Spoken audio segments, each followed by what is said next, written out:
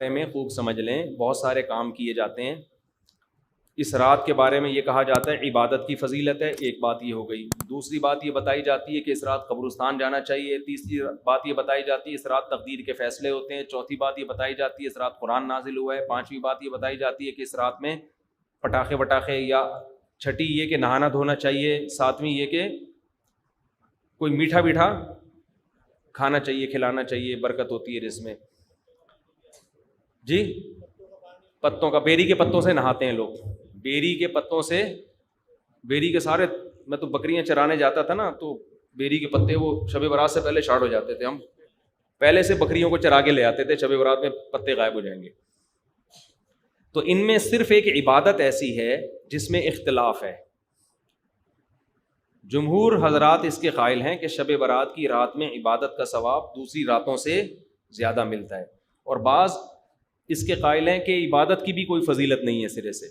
دونوں کے دلائل ہیں۔ میں نے اس بارے میں آڈیو بیان ایک ریکارڈ کروایا ہے، آپ گوگل پہ سرچ کر سکتے ہیں، شب برات مفتی طارق مسعود، شب برات کے دلائل، آڈیو بیان ہے۔ اس میں شب برات سے متعلق جتنی حدیثیں ہیں، ایک ایک حدیث کی سند پڑھ کے سنائی ہے ہم نے، ایک ایک حدیث کی سند۔ تو اس میں کوئی ایک حدیث بھی صحیح نہیں ہے۔ ہاں یہ ضرور ہے کہ شب برات کی رات کی عبادت پہ کئی ضعیف حدیثیں ہیں، تو اس لیے محدثین کا اصول ہے کہ جب بہت ساری ضعیف حدیثیں جمع ہوتی ہیں تو درجہ حسن تک پہنچ جاتی ہے۔ اس لیے جمہور اس کے قائل ہیں کہ اس رات عبادت کرنی چاہیے، دوسری راتوں سے اس رات عبادت کا ثواب زیادہ ہے۔ تو کرنے کا کام صرف اور صرف اور صرف عبادت ہے بس۔ قبرستان کے بارے میں حدیث صحیح نہیں ہے۔ اگر فرض کر لو ہے صحیح، تو پوری زندگی نبی ایک بار قبرستان گئے ہیں اور آپ ہر سال جاتے ہو۔ پھر نبی اکیلے گئے ہیں چپکے سے رات کے اندھیرے میں، آپ جتھے بنا کے جاتے ہو، اور اندھیرے نہیں، وہاں لائٹنگ ہوتی ہے، تو یہ سنت تھوڑی ہے، تو خلاف سنت ہو گیا نا۔ پھر صحابہ میں سے کسی سے بھی ثابت نہیں ہے کہ زندگی میں اس رات میں ایک بار بھی قبرستان گئے ہوں، ایک بار بھی قبرستان گئے ہوں۔ تو یہ ایک ایسی سنت ہے جس پر صحابہ نے عمل نہیں کیا۔ نہانا دھونا کسی حدیث سے ثابت نہیں ہے، حلوے مانڈے پٹاخے کسی حدیث سے ثابت نہیں ہے۔ قرآن میں صاف طور پر ہے انا انزلناہ فی لیلۃ القدر، ہم نے قرآن نازل کیا ہے کس میں؟ لیلۃ القدر میں، رمضان کی آخری عشرے میں۔ فیہا یفرق کل امر حکیم، سارے تقدیر کے سال بھر کے فیصلے اس شب قدر میں ہوتے ہیں۔ تو اتنی واضح قرآن کی آیتیں موجود ہیں، تو شب برات کے بارے میں ایسی روایتیں موجود نہیں ہیں، سمجھتے ہو؟ اس لیے بعض ائمہ اس کے قائل ہیں کہ بعض رافضیوں نے، بعض لوگوں نے لیلۃ القدر جو ہے نا رمضان کے آخری عشرے میں ہوتی ہے، اس رات کی ویلیو کو گھٹانے کے لیے اس کی اہمیت بڑھائی ہے، تاکہ اس رات کی ویلیو کیا ہو جائے؟ کم ہو جائے۔ تو اس کے مقابلے میں اس رات کو لا کے کھڑا کر دیا۔ جو سارے فضائل لیلۃ القدر کے تھے وہ کہاں چسپا کر دیے؟ 15 شعبان۔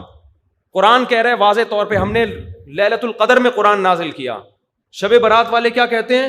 15 شعبان کو نازل کیا، وہ کہتے ہیں اس میں بھی کیا، اس میں بھی کیا، پھر تعویلات کی جاتی ہیں۔ لیکن ایک بات قرآن اتنے واضح انداز میں بیان کر رہے ہیں، تو جو فضیلت جس رات کو حاصل ہے وہ اسی رات کو دینی چاہیے۔ تو 15 شعبان کو صرف اتنا اگر کرنا ہے تو صرف انفرادی طور پر عبادت کی جائے، اس کا بھی کوئی مخصوص طریقہ نہیں ہے۔ تو باقی یہ قبرستان والی جانے والی بات بھی کمزور ہے، اور اس رات میں فیصلوں والی اور حلوے مانڈے اور تہوار تو رات کو اسلام میں ہوتے ہی نہیں ہیں۔ اسلامی تہوار تو دن میں ہوتے ہیں، خوشی دن میں منائی جاتی ہے۔ اسلام میں راتیں عبادت یا نیند کی ہیں، خوشیوں کی راتیں نہیں ہوتی، چراغا نہیں ہوتا۔ عید الفطر دن میں ہے نا، عید الاضحیٰ بھی کب ہے؟ دن میں ہے۔ جمعے کی نماز بھی کب ہے؟ دن میں ہے، جس میں کراؤڈ ہوتا ہے، جس میں نہا دھو کے ہم آتے ہیں، ساری دن کی اعمال ہیں، یہ رات کے نہیں ہے۔ رات سونے کے لیے ہے، آرام کرنے کے لیے یا عبادت کرنے کے لیے۔ سمجھتے ہو کہ نہیں سمجھتے؟ صلاۃ و تسبیح کی جماعت بھی بدعت ہے، پڑھنی ہے انفرادی طور پہ پڑھیں، ٹھیک ہے؟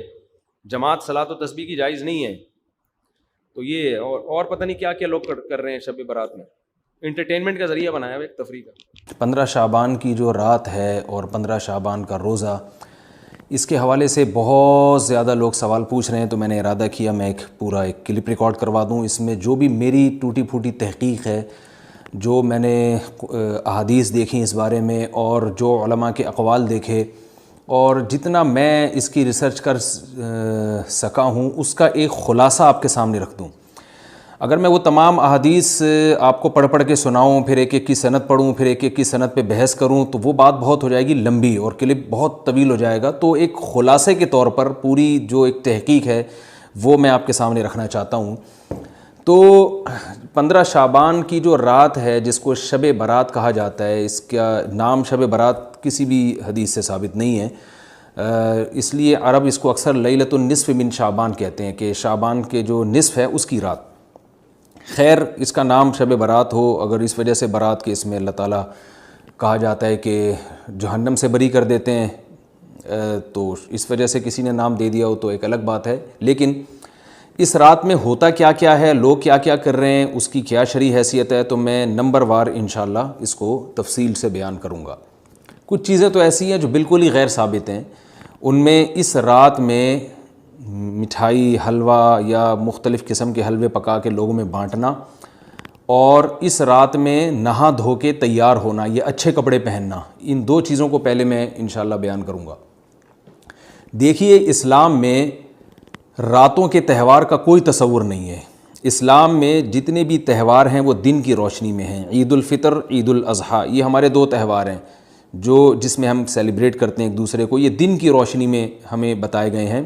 غیر مسلموں کے تہوار رات کو ہوتے ہیں، جیسے عیسائیوں کے تہوار کرسمس آپ دیکھیں رات کو ہوتا ہے. تو اس کی وجہ یہ ہے کہ اسلام نے دن کی روشنی میں تہوار رکھے ہیں. بہت ساری حکمتیں اس میں ہو سکتی ہیں، پوری حکمتیں تو ہم نہیں جانتے، لیکن کچھ سرسری غور سے کچھ حکمتیں ہمارے سامنے آتی ہیں کہ رات کا وقت ایسی چیز ہے جو اللہ نے عبادت کے لیے بنایا یا آرام کرنے کے لیے، سونے کے لیے بنایا. رات میں اگر آپ سیلیبریٹ کریں گے کسی بھی عمل، یعنی کوئی خوشی منائیں گے، تو اس میں انسان کی گناہوں کی طرف توجہ زیادہ جاتی ہے. جیسے آپ دیکھیں کرسمس میں شرابیں پی جاتی ہیں، اور جو بھی غیر مسلموں کے تہوار ہیں اس میں بھی چراغاں ہوتا ہے رات کے وقت. تو جبکہ ہمارے ہاں جو عید الفطر ہے وہ دن کی روشنی میں ہم نماز پڑھ کے اس کی ابتدا کرتے ہیں. تو آپ کہہ سکتے ہیں کہ شب برات کو کوئی تہوار تو نہیں مانتا. تو دیکھیں، تہوار زبان سے ماننا ضروری نہیں ہے. آپ اپنے عمل سے جب کوئی ایسا کام کرتے ہیں جو تہواروں میں کیا جاتا ہے، تو اس کا مطلب یہ ہوا کہ آپ اس کو تہوار مان رہے ہیں، یعنی آپ اس کو ایک خوشی کا دن مان رہے ہیں. تو نہانا دھونا یا کھانے پکا کے لوگوں میں تقسیم کرنا یا خود کھانا، اور خاص طور پہ حلوہ یعنی میٹھا، یہ چیزیں تہواروں کے موقع پر ہوتی ہیں. جیسے ہم عید الفطر والے دن صبح سوئیاں بناتے ہیں، میٹھا بناتے ہیں، کھاتے ہیں، لوگوں کو کھلاتے ہیں، نہاتے ہیں، اچھے کپڑے پہنتے ہیں. جمعے والے دن بھی، جمعے میں بھی عید کا عنصر ہے حدیث میں، اس کو بھی عید قرار دیا، اس دن بھی ہم نہا دھو کے کپڑے پہنتے ہیں. تو جو لوگ 15 شعبان کی رات کو نہاتے دھوتے ہیں، اسپیشلی اس رات کو کہ بھئی آج کوئی تہوار ہے یا آج کوئی خوشی کا دن ہے، اور مٹھائیاں کھاتے ہیں یا حلوے پکاتے ہیں، تو وہ زبان سے اس کو تہوار نہ بھی کہیں، اپنے عمل سے یہ بتاتے ہیں کہ یہ تہوار ہے، جبکہ یہ تہوار نہیں ہے. اسلام میں کوئی اس کی ایک ضعیف روایت بھی نہیں ہے کہ آپ صلی اللہ علیہ وسلم نے، میرے علم میں نہیں ہے کم از کم، ہو سکتا ہے کوئی موضوع من گھڑت روایت موجود ہو جس میں کوئی کہیں بھی نہیں ہے کہ آپ صلی اللہ علیہ وسلم نے اس رات کو ہمیں نہانے کا حکم دیا ہو، یا اچھے کپڑے پہننے کا حکم دیا ہو، یا کھانے پینے کا یا حلوے کھلانے کا، حلوے مانڈے کا ہمیں حکم دیا ہو. تو اللہ کا واسطہ یہ بدعت ہے، اس کو ختم کریں اپنے معاشرے سے. اور اسلام میں تہوار کا ٹائم دن میں ہوتا ہے. عید الفطر، عید الاضحیٰ ہے جس میں ہم دن میں قربانی کرتے ہیں اور کھاتے ہیں، پیتے ہیں، نہاتے ہیں، دھوتے ہیں. راتوں کے یہ کام نہیں ہے، رات کو آپ سوئیں یا عبادت کریں. تو ایک چیز تو یہ تھی جو میں بتانا چاہ رہا تھا. دوسری چیز، اس رات کو قبرستان جانا. دیکھیے، اس بارے میں حدیث پیش کی جاتی ہے، مشہور حدیث ہے، لوگ سنتے رہتے ہیں کہ نبی صلی اللہ علیہ وسلم رات کو اٹھے اور امی عائشہ رضی اللہ تعالیٰ عنہ بھی آپ کے پیچھے چلی گئیں، اور آپ صلی اللہ علیہ وسلم جنت البقیع میں مغفرت کی دعا مانگ کے تشریف لے آئے واپس. تو یہ حدیث انتہائی درجے کی ضعیف حدیث ہے. اور ایک تو ضعیف حدیث ہے، دوسری بات یہ کہ اگر ہم تھوڑی دیر کے لیے فرض کر لیں یہ صحیح حدیث ہے، اور ہم کہتے ہیں کہ بھئی نبی صلی اللہ علیہ وسلم نے یہ عمل کیا ہے، تو صحابہ میں سے کسی سے ضعیف حدیث سے بھی ثابت نہیں ہے کہ کوئی اس رات قبرستان گئے ہوں. حضرت ابو بکر کے بارے میں کوئی روایت نہیں ملتی کہ اس رات قبرستان گئے ہوں، حضرت عمر کے بارے میں کوئی روایت نہیں ملتی، یا کسی ایک صحابی کے بارے میں نہیں. تو آپ مجھے بتائیں کہ یہ کیسی سنت ہے کہ جو صحابہ کی سمجھ میں نہیں آئی اور ہماری سمجھ میں آ گئی ہے. تو مشرکین مکہ یہ کہا کرتے تھے، لو کان خیرن ما سبقونا الیہ، قرآن مجید کی آیت ہے کہ اگر یہ اسلام میں کوئی خیر ہوتی تو یہ صحابہ ہم سے پہل نہ کرتے. یہ صحابہ نے ہم سے پہل کیا ہے، اس کا مطلب ہے یہ اسلام خیر کا کام نہیں ہے. تو مشرکین کو صحابہ سے چونکہ نفرت تھی، اس لیے کہتے تھے کہ یہ چونکہ اسلام کو فالو کر رہے ہیں تو یہ اس کی علامت ہے کہ اسلام خیر نہیں ہے، کیونکہ خیر میں تو ہم صحابہ سے آگے ہوتے ہیں، اپنے بارے میں ان کا یہ اس خوش فہمی میں مبتلا تھے وہ. لیکن ہماری رائے کیا ہے؟ ہم یہ کہتے ہیں کہ لو کان خیرن لسبقونا الیہ، وہ کہتے تھے لا سبقونا، ہم کہتے ہیں لسبقونا، کہ اگر کوئی بھی خیر کا کام ہے تو صحابہ ہم سے ضرور اس میں پہل کریں گے. یہ ہو نہیں سکتا کہ خیر کا کام وہ ہم کریں اور صحابہ نے نہ کیا ہو.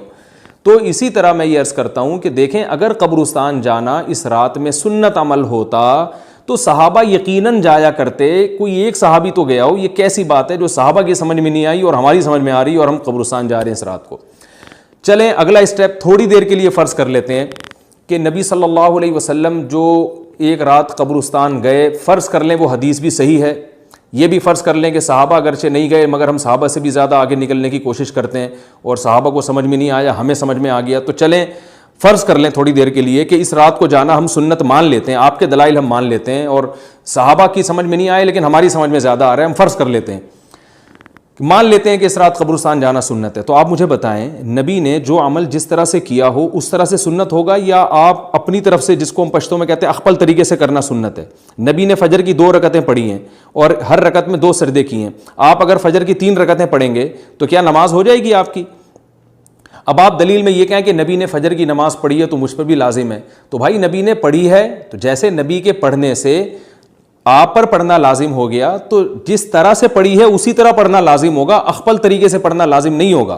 تو اسی طرح یاد رکھیں، فرض کر لیں کہ نبی قبرستان گئے ہیں اور یہ قبرستان جانا سنت ہے، تو نبی کس طرح گئے ہیں اور کتنی دفعہ گئے ہیں؟ نبی رات کو چپکے سے اٹھ کے گئے ہیں، کوئی کسی کو آپ نے جمع نہیں کیا، کسی کو بتایا تک نہیں، جو اس حدیث سے پتہ چل رہا ہے ہمیں، اگرچہ یہ ضعیف حدیث ہے لیکن فرض کر لیں یہ صحیح ہے. تو کہیں پتہ بھی نہیں چل رہا، چپکے سے قبرستان گئے اور چپکے سے واپس آئے اور پوری زندگی میں ایک دفعہ گئے. جبکہ ہمارے ہاں ہر سال قبرستان میں لوگ جا رہے ہیں، جب بھی شب برات آتی ہے لوگ قبرستان جاتے ہیں ہر سال. نبی ایک دفعہ گئے اور آپ ہر سال جا رہے ہیں. نمبر 2، جاتے جتھوں کی شکل میں، نبی تو چپکے سے گئے ہیں. تو آپ رات کو 2-2:30 بجے ذرا چپکے سے اٹھیں اور تنہائی میں جب قبرستان میں وحشت ہو اور اندھیرا ہو اور وہاں قبرستان جائیں، اتنا دم ہے آپ میں، تو ہم کہیں گے بھئی آپ نے نبی کی سنت کو زندہ کیا ہے. لیکن آپ تو جتھوں کی شکل میں جا رہے ہیں، نہا دھو کے جا رہے ہیں، خوشبو لگا کے جا رہے ہیں، تیار ہو کے جا رہے ہیں، اور جو کچھ وہاں خرافات ہو رہی ہیں قبرستان میں وہ تو ساری دنیا کو معلوم ہے. میلے ٹھیلے لگے ہوئے ہیں وہاں پہ، گولے گنڈے بک رہے ہیں، برگر بک رہے ہیں، گول گپے بک رہے ہیں وہاں پہ، اور پھول الگ بک رہے ہیں، ہار پھول قبروں پہ چڑھانے کے لیے. کیا بدماشی ہے یہ، کیا منہ دکھائیں گے رسول اللہ صلی اللہ علیہ وسلم کو قیامت کے دن؟ آپ کے سامنے کیا وہ حدیث نہیں ہے کہ نبی صلی اللہ علیہ وسلم نے فرمایا کہ روایت میں آتا ہے کہ کچھ لوگ قرب میدان حشر میں آئیں گے تو ان کے چہرے ایسے ہوں گے جیسے میری امت کے چہرے ہوتے ہیں، میری امت کی شکل ہوتی ہے. حدیث کا مفہوم میں بیان کر رہا ہوں. تو جب وہ حوض کوثر کا پانی پینے کے لیے میرے پاس آئیں گے تو فرشتے ان کو بھگائیں گے، سحقن سحقن. تو آپ صلی اللہ علیہ وسلم پوچھیں گے یہ تو میری امت ہے، آپ تو فرشتے کیا کہیں گے کہ یہ آپ کی وہ امت ہے جنہوں نے آپ کے دنیا سے جانے کے بعد دین میں ایسی چیزیں ایجاد کر لی تھیں جن کا آپ نے حکم نہیں دیا. تو آپ کیا فرمائیں گے؟ سحقن سحقن، دور کرو ان سے. تو ایسا نہ ہو کہ ہم قیامت کے دن رسول اللہ صلی اللہ علیہ وسلم کی شفاعت سے محروم ہو جائیں. تو اللہ کا واسطہ قبرستان مت جائیں اس رات، گھر میں بیٹھیں آرام سے، یہیں بیٹھ کے میت کے لیے مغفرت کی دعا کریں. اور اگر آپ سمجھتے نہیں یہ حدیث بالکل صحیح ہے اور جانا لازمی ہے تو پھر تنہائی میں جائیں، ایسے قبرستان کا انتخاب کریں جہاں آپ کے علاوہ کوئی بھی نہ ہو، اور پھر چپکے سے جائیں اور پتلی گلی سے واپس آ جائیں آپ. اگرچہ ہم تو اس کو بھی نہیں مانتے لیکن اگر کرنا ہے تو پھر اس طریقے سے عمل کریں اگر آپ حدیث کو فالو کرنا چاہتے ہیں آپ اپنے خیال کے مطابق. تو یہ 2 باتیں ہو گئیں. ایک تیسری چیز کیا ہے؟ کیا قرآن اس رات میں نازل ہوا ہے اور تقدیر کے فیصلے اس رات میں ہوتے ہیں؟ دیکھیے قرآن میں 2 جگہ اللہ نے اس مضمون کو بہت وضاحت سے بیان کیا. ایک سورہ دخان میں انا انزلناہ فی لیلۃ مبارکہ کہ ہم نے اس کو مبارک رات میں نازل کیا، اور اللہ نے فرمایا فیہا یفرق کل امر حکیم، اس میں حکمت والے فیصلے ہوتے ہیں اس رات میں. دوسری جگہ 30ویں پارے میں سورہ قدر میں اللہ نے فرمایا انا انزلناہ فی لیلۃ القدر، ہم نے اس قرآن کو لیلۃ القدر میں نازل کیا، اور اس میں بھی اللہ نے فرمایا تنزل الملائکۃ فیہا کہ فرشتے اس رات میں اترتے ہیں باذن ربہم من کل امر، تمام قسم کے معاملات لے کے. تو یہاں بھی اللہ بتا رہے ہیں کہ جو 1 سال کے فیصلے جس رات میں ہوتے ہیں اور فرشتوں کے حوالے کیے جاتے ہیں وہ رات اور قرآن کے نازل ہونے والی رات ایک ہی ہے، یہ الگ الگ راتیں نہیں ہیں. اور سورہ قدر میں اللہ نے فرما دیا واضح لفظوں میں کہ وہ لیلۃ القدر کی رات ہے. تو اتنی وضاحت کے بعد پھر یہ کہنا کہ اس رات میں قرآن نازل ہوا تھا جبکہ اس کے بارے میں کوئی صحیح حدیث موجود بھی نہیں ہے، ضعیف یا موضوع روایتیں ہیں تو یہ بالکل قرآن پر میں سمجھتا ہوں کہ یہ ٹھیک نہیں ہے، بالکل دلیل کے لحاظ سے یہ کمزور بات ہے۔ اگرچہ بعض علماء اس طرف گئے ہیں اور انہوں نے تعویل کی ہے، انہوں نے یہ تعویل کی ہے کہ قرآن جو ہے آسمان دنیا پہ آیا لیلۃ القدر میں، اور وہاں سے جو نیچے نزول شروع ہوا ہے وہ شب برات میں ہوا ہے، لیکن یہ تعویل عقل سے بعید ہے اور اس تعویل کی ہمیں ضرورت بھی نہیں ہے۔ دو صحیح حدیثیں ٹکرا رہی ہوں یا قرآن کی آیت کسی ایسی متواتر حدیث سے ٹکرا رہی ہو تو پھر تو وہاں ہمیں تطبیق دینے کی ضرورت پیش آتی ہے، جب قرآن کے مقابلے میں کوئی حدیث ہی نہیں ہے، صحیح حدیث بھی نہیں ہے۔ حالانکہ قرآن کے مقابلے میں تو فقہا کہتے ہیں کہ اگر صحیح حدیث بھی ہو، متواتر نہ ہو، صحیح حدیث بھی ہو تو وہ بھی ظنی ہوتی ہے، تو اس حدیث کو رد کیا جائے گا، قرآن میں تعویل نہیں کی جائے گی۔ لیکن یہاں تو صحیح حدیث بھی نہیں ہے، یہاں تو ایک ضعیف روایت ہے اور ضعیف اقوال ہیں، آپ اس کو کیسے قرآن کے مقابلے میں لا سکتے ہیں؟ تو جو بالکل بے غبار بات ہے وہ یہی ہے کہ اللہ تعالیٰ نے قرآن مجید کو لیلۃ القدر میں نازل کیا، جو رمضان کے آخری عشرے میں ہوتی ہے، اور اسی لیلۃ القدر میں فیصلے بھی ہوتے ہیں۔ اور بعض لوگ کہتے ہیں اس میں حرج کیا ہے کہ ہم 15 شعبان کو بھی فرض کر لیں، اس میں قرآن نازل ہوا اور لیلۃ القدر میں بھی، بھائی اس سے لیلۃ القدر کی ویلیو کم ہوتی ہے۔ اللہ تو لیلۃ القدر کی ویلیو بڑھا رہے ہیں کہ یہ ایسی رات ہے جس میں 1 سال کے فیصلے بھی کر دیے جاتے ہیں اور اس میں قرآن مجید کا نزول بھی شروع ہوا۔ تو جس رات کو اللہ نے جو پروٹوکول دیا ہے وہی پروٹوکول اس کو دینا چاہیے، آپ اس کو کسی اور رات کو نہ دیں وہ پروٹوکول۔ تو یہ تیسرا مسئلہ ہوا۔ پہلا مسئلہ حلوے مانڈے کا اور نہانے دھونے کا، وہ بھی غلط ہے۔ دوسرا مسئلہ قبرستان جانے کا، وہ بھی ٹھیک نہیں ہے۔ تیسرا مسئلہ کہ اس رات میں قرآن نازل ہوا اور فیصلے ہوتے ہیں، یہ تیسری بات بھی غلط ہے۔ نہ تو اس رات میں قرآن نازل ہوا اور نہ اس رات میں فیصلے ہوتے ہیں۔ چوتھی چیز کہ کیا اس رات میں عبادت کی کوئی فضیلت ہے سرے سے یا نہیں ہے، یہ ایک علمی مسئلہ ہے۔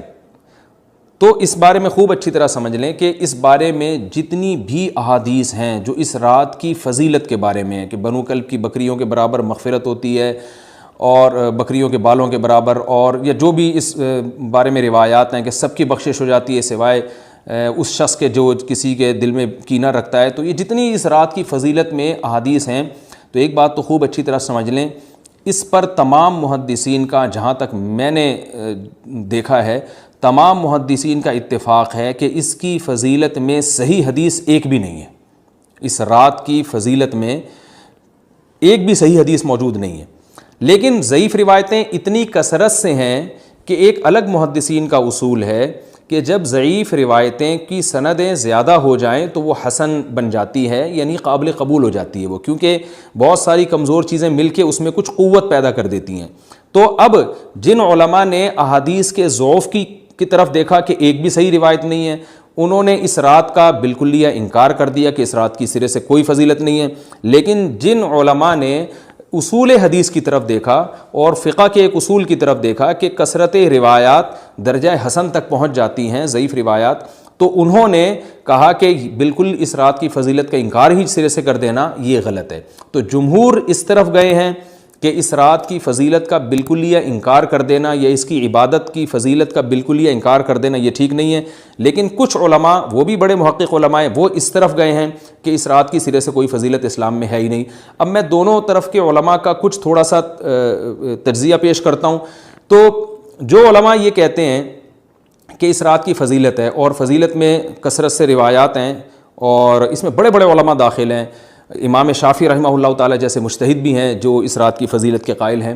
باقی ائمہ سے مجھے جو ہے نا امام ابو حنیفہ سے کچھ نہیں ملا اس رات کی فضیلت کے بارے میں، اور امام احمد ابن حنبل سے بھی مختلف روایات ملی ہیں، اس لیے میں جزم سے کسی اور امام کے بارے میں نہیں کہہ سکتا، لیکن امام شافعی سے بہرحال اس کی فضیلت صراحتاً منقول ہے، اگرچہ انہوں نے بھی اعتراف کیا ہے کہ اس کی روایات کے بارے میں جتنی اس بارے میں روایات ہیں وہ ضعیف ہیں، لیکن وہی ایک اصول ہے کہ جب ضعیف روایات بہت کثرت سے ہوتی ہیں تو درجہ حسن تک پہنچ جاتی ہیں۔ تو اس اصول کے تحت جمہور اس کے قائل ہیں کہ اس رات میں عبادت اگر ہم کرتے ہیں تو دوسری راتوں کی نسبت ہمیں ثواب زیادہ ملتا ہے۔ لیکن جو بعض دوسرے علماء جو بالکل ہی اس رات کی فضیلت کے منکر ہیں، ان کے دلائل میں یہ ہے کہ یہ بات اگرچہ درست ہے کہ اگر ضعیف روایات کثرت سے ہوں تو وہ درجہ حسن تک پہنچ جاتی ہیں، لیکن وہ کہتے ہیں کہ کچھ قرائن ایسے ہیں جن قرائن سے پتہ چلتا ہے کہ جو ہے ان قرائن کو اگر سامنے رکھا جائے تو وہ ان کی رائے یہ ہے کہ پھر ان کا خیال یہ ہے کہ ان کا رجحان اس طرف ہے کہ اس رات کی سرے سے کوئی فضیلت نہیں ہے۔ ان قرائن میں ایک چیز یہ بھی ہے کہ اس کے بارے میں جو روایات ہیں ان میں بہت زیادہ ثواب کی بشارت سنائی گئی ہے۔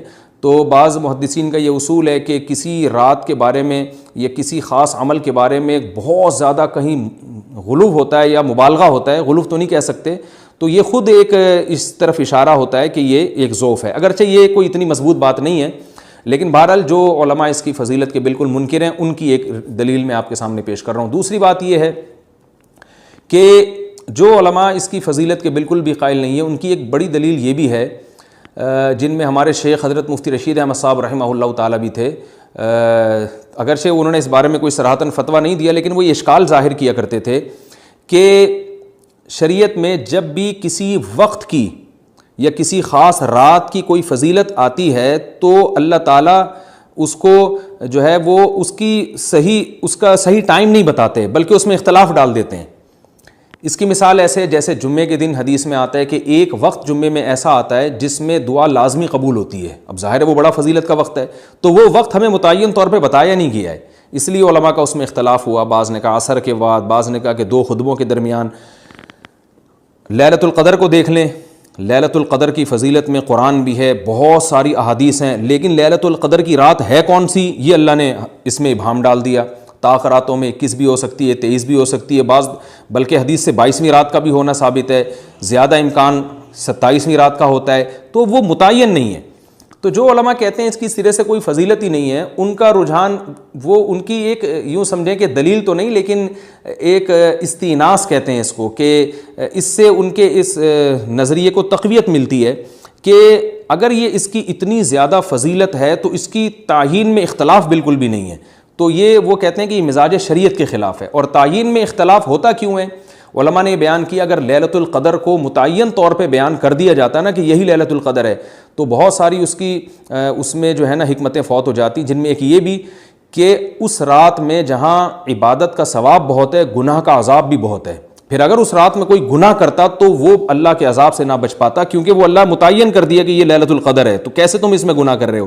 اب معاملہ اللہ نے مبہم رکھ دیا کہ بھئی یہ بھی ہو سکتی ہے تو اگلے دن بھی ہو سکتی ہے۔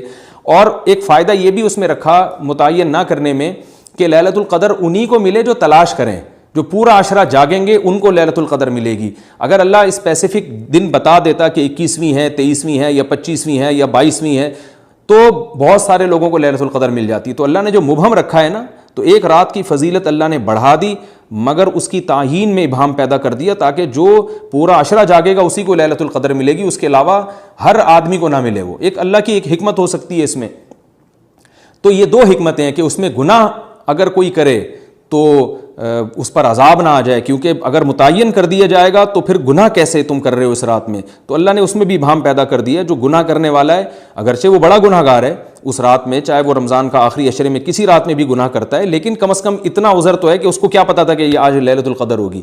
تو جو 15 شعبان کی رات ہے اس کی بہت زیادہ فضیلت ہے، تو پھر یہ رات کو متعین کیوں کر دیا گیا؟ یہ ان علماء کی دلیل میں بیان کر رہا ہوں جو اس کی فضیلت کے بالکل بھی قائل نہیں ہیں، لیکن بہرحال حقیقت یہ ہے کہ جمہور علماء اس کی فضیلت کے قائل ہیں، کیونکہ یہ جو میں نے دلائل دیے کہ وہ علماء جو اس کی فضیلت کے سرے سے منکر ہیں ان کے یہ دلائل کو ہم دلیل نہیں کہیں گے بلکہ استئناس کہیں گے، کہ استئناس کہتے ہیں کہ ایک چیز استدلال نہیں ہے بلکہ ان اپنے نظریے کی تقویت کے طور پر ایک چیز کو پیش کر دینا جس سے یہ لگتا ہو کہ واقعی یہ صحیح کہہ رہے ہیں، اس کو استئناس کہتے ہیں، میں جو آسان لفظوں میں سمجھانے کی کوشش کر رہا ہوں۔ اور ایک استدلال کہتے ہیں کہ ایک ریسرچ کو، ایک پوری تحقیق کو۔ تو جمہور کا مذہب ایک اصول پر مبنی ہے کہ بھئی اتنی ساری روایات ہیں اور ضعیف ہیں، ان میں ٹھیک ہے کچھ موضوع بھی ہیں لیکن بہت ساری ایسی ہیں جو موضوع بھی نہیں ہیں، تو ضعیف روایات ہیں جب اتنی کثرت سے ہیں اور اس میں ہے بھی عبادت کا تذکرہ تو عبادت کرنے میں کوئی حرج بھی نہیں ہے، تو لہذا انہوں نے اس کو جو ہے نا اس کو دلیل بنایا ہے اور اصول کے لحاظ سے یہ بات درست ہے۔ تو اس اصول کو اگر کوئی فالو کرنا چاہے تو اس رات کی عبادت اس کے لیے بالکل ٹھیک ہے اور اللہ کی رحمت سے امید ہے کہ اس میں اس کو ثواب زیادہ ملے گا۔ تو جمہور ایک طرف ہیں اور بعض علماء دوسری طرف ہیں۔ تو یہ میں نے صرف اس لیے بیان کر دیا کہ اس رات کی فضیلت میں اتفاق نہیں ہے بلکہ مختلف فی ہے، مجتہد فی ہے، اختلاف رائے اس میں ہو سکتا ہے۔ تو اگر کوئی عالم اس رات کی فضیلت کا بالکلیہ انکار کرے اور ان علماء کا بھی احترام کرے جو اس رات کی فضیلت کے قائل ہیں، تو پھر اس عالم پر رد کرنے کا حق نہیں ہے۔